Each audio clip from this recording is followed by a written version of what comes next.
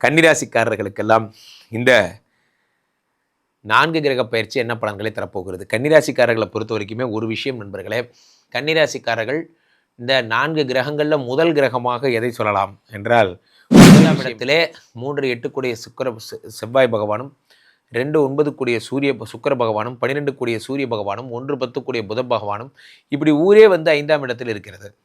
5ஆம் இடம் என்பது யோகஸ்தானம். 5ஆம் இடம் என்பது உங்களுடைய பூர்வ புண்ணியஸ்தானம். 5ஆம் இடம் என்பது உங்களுடைய என்ன சொல்கிறது, சொத்து.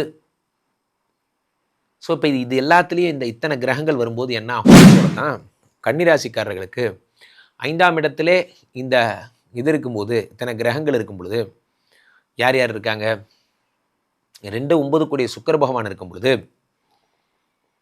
நீங்கள் இயங்க துவங்குகிறீர்கள். சொத்து சேர்த்தணுங்கிற எண்ணம் வருகிறது. உங்கள் மனசில் ஒரு கூடிய சுக்கிர பகவான் 5ஆம் இடத்தில் இருக்கும் பொழுது பணத்தினால் கிடைக்கக்கூடிய, சுகங்களால் கிடைக்கக்கூடிய, சுக்கிரனால் கிடைக்கக்கூடிய ஆதாயங்கள் உங்களுக்கு கிடைக்கிறது. என்ன, தனாதிபதி யோகாதிபதி வீட்டில் இருக்கும் பொழுது பணம் வருகிறது.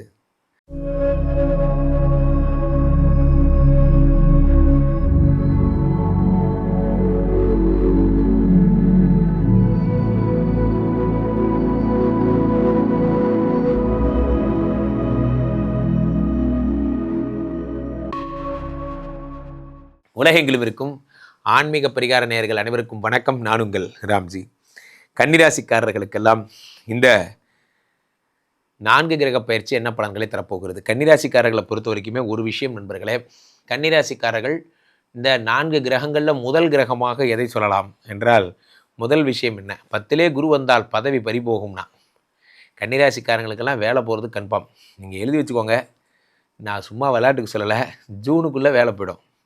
அப்போது நீங்கள் இருக்கிற கம்பெனியை விட்டு வேலை போகிறது கன்ஃபார்ம். ஆனால் உங்களுக்கு கடவுள் மீண்டும் ஒரு கிரேஸ் பீரியட் தரார். இங்கே பாரு மகனே, எங்கேயாவது ஓடி போய் பொழைச்சிக்கோ அப்படின்னு ஒரு மாதம், இந்த ஜனவரி 15லேருந்து பிப்ரவரி 28 தேதி வரைக்கும் ஒரு டைம், இந்த ஓடி போய் பொழைச்சிக்கோ அப்படின்னு ஒரு சாக்லேட் தரார். இந்த ஜாலியார். 5ஆம் இடத்திலே 3 8 கூடிய செவ்வாய் பகவானும், 2 9 கூடிய சுக்கிர பகவானும், 12 கூடிய சூரிய பகவானும், 1 10 கூடிய புத பகவானும், இப்படி ஊரே வந்து 5ஆம் இடத்தில் இருக்கிறது. 5ஆம் இடம் என்பது யோகஸ்தானம். 5ஆம் இடம் என்பது உங்களுடைய பூர்வ புண்ணியஸ்தானம். 5ஆம் இடம் என்பது உங்களுடைய என்ன சொல்கிறது, சொத்து. ஸோ இப்போ இது எல்லாத்துலேயும் இத்தனை கிரகங்கள் வரும்போது என்ன ஆகும் அப்படின்னு பார்த்தீங்கன்னா, உங்களுடைய அசட்ஸ் அப்படிங்கிறது அதிகமாகிறது. ஒன்று, நீங்கள் உங்களுக்கு வாழ்க்கையில் எதையாவது ஜெயிக்கணுங்கிற எண்ணம் வந்துடும். நண்பர்களே, ஒரு ஓடம் முதல்ல இயங்குதுன்னா அந்த ஓடம் எப்படி இயங்கும் சொல்லுங்கள்? இந்த ஓடத்து மேலே ஒரு காற்றடிக்கும். அப்போ அந்த ஓடம் இயங்க துவங்கும். இயங்கும் போது அந்த தண்ணீரோட வைப்ரேஷன் அதனுடைய இதை வந்து எதிர்த்துக்கிட்டு மூவ் ஆக ஆரம்பிக்கும். அப்புறம் தண்ணீரோட ப்ரெஷரை மூவ் ஆக ஆரம்பிக்கும். அப்புறம் அலைகளை எதிர்கொள்ளும். அப்படியே அந்த ஓடம் இன்னும் வேகமாக போகும். ஆனால் முதல்ல அந்த ஓடத்தை இயக்குனது யாருன்னா, ஓரமாக இருந்த ஓடத்தை அந்த காற்று தான் தள்ளியது. அதே போல தான் கன்னிராசிக்காரர்களுக்கு 5ஆம் இடத்திலே இந்த இது இருக்கும்போது, இத்தனை கிரகங்கள் இருக்கும் பொழுது யார் யார் இருக்காங்க, 2 9 கூடிய சுக்கிர பகவான் இருக்கும் பொழுது நீங்கள் இயங்க துவங்குகிறீர்கள். சொத்து சேர்த்தணுங்கிற எண்ணம் வருகிறது. உங்கள் மனசில் ஒரு காற்று அடிக்குது. நம்ம ஏன் இப்படி இருக்கோம், நம்ம லைஃப் ஸ்டைலை மாற்றினா என்ன, நம்ம வேறு லெவல் போனால் என்ன, நம்ம ஏன் இப்படியே இருக்கணும், நம்ம ஏன் இன்னொருத்தருக்கு ரிப்போர்ட் பண்ணணும், நம்ம ஏன் ஒரு கம்பெனி ஆரம்பிக்கக்கூடாது, நம்ம ஏன் வந்து இதை பண்ணக்கூடாது, நம்ம ஏன் புதுமை பண்ணணும், இது மாதிரிலாம் தோணும். நண்பர்களே, யாருக்கெல்லாம் இந்த மாதிரிலாம் தோணுதோ அவர்கள் வாழ்வின் அடுத்த படிநிலைக்கு போயிடுறாங்க. ஏன்னா அந்த நினைப்பை அவனை தூங்க விடாது. அந்த நினைப்பு என்ன பண்ணும், அவனை தூங்க விடாது. தூங்க விடுறது மட்டும் கிடையாது, அந்த நினைப்பு என்ன பண்ணும், அடுத்து அவனுக்குள்ளே பற்றிக்கிட்டு எரிஞ்சிக்கிட்டே இருக்கும்.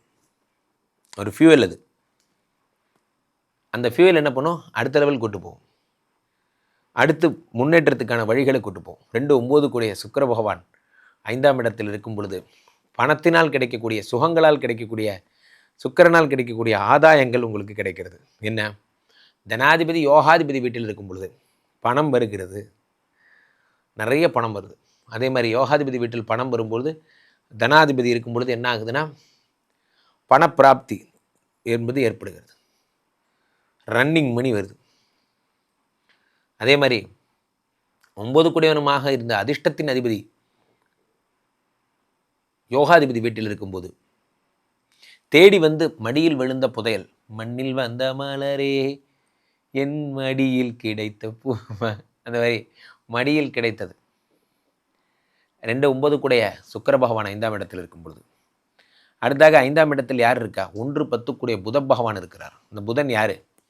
இந்த புதன் யாருன்னு பார்த்தீங்கன்னா உங்களுடைய தொழில்காரகன். இவர் 5ஆம் இடத்தில் இருக்கும்போது தொழில் ஜாபில் நீங்கள் டெவலப் ஆகிறீங்க. நண்பர்களே, ஒன்று புரிந்து கொள்ளுங்கள், திரும்பவும் சொல்லுகிறேன், உங்களுக்கு ஒரு விடுதலை, உங்களுக்கு ஒரு மாதம் விடுதலை. நீங்கள் என்ன பண்ணணும், அடுத்த லெவல் போய் பொழைச்சிக்கிறதுக்கான விடுதலை தான். இந்த நேரத்தை பயன்படுத்தி வெளியூர் சென்று பழித்து கொண்டால் நீங்கள் ஜம்ப் ஆகி போயிடலாம். அல்லது நீங்கள் திரும்பவும் கன்னிராசிக்காரங்க மாட்டிக்கிட்டு இதே பாஸ் மூஞ்சி தான் நீங்கள் பார்க்கணுன்னு நீங்கள் விரும்புனீங்கன்னா இதே பாஸ் மூஞ்சியை பார்த்துக்கோங்க. உங்களுக்கு அது உங்களுக்கு ஓகேன்னா ஓகே. பட் ஆனால் என்னென்னா, மீண்டும் இறைவன் அழைக்கிறார், எப்பயாவது பேப்பர் போட்டு வந்துரு என்று. அதே மாதிரி இந்த புத பகவான் 5ஆம் இடத்தில் இருக்கும்போது 10 ராசியாதிபதி 5ஆம் இடத்தில் இருக்கும் பொழுது பிள்ளை பெற்றுக்கொள்ள வேண்டும் என்ற எண்ணம் வரும். நிறைய பேருக்கு என்ன பண்ணுன்னா, குழந்தைகளை தள்ளி போட்டிருப்பீங்க. இப்போதைக்கு வேண்டாம், அப்புறம் பார்த்துக்கலாம், நான் டீம் லீடர் ஆனதுக்கப்புறம் தான் பெற்றுக்க போகிறேன், நான் வைஸ் பிரசிடென்ட் ஆனதுக்கப்புறம் தான் பெற்றுக்க போகிறேன், அது அது அது அது நடக்கிறபடி நடக்கட்டும், அது வரைக்கும் நம்ம ஏன் இந்த ப்ராசஸை ஸ்டாப் பண்ணோம்? அதுக்கு சம்மந்தம் இல்லை. இந்த தெளிவுக்கு தான் நமக்கு வேணும் நண்பர்களே. நமக்கு இந்த தெளிவு தான் வேணும் வாழ்க்கையில். நமக்கு என்ன தெளிவு வேணும்னா, குழந்தை, வேலை, திருமணம், இதையும் இது எல்லாத்தையும் போட்டு குழப்பிக்கக்கூடாது. அதான் முக்கியம்.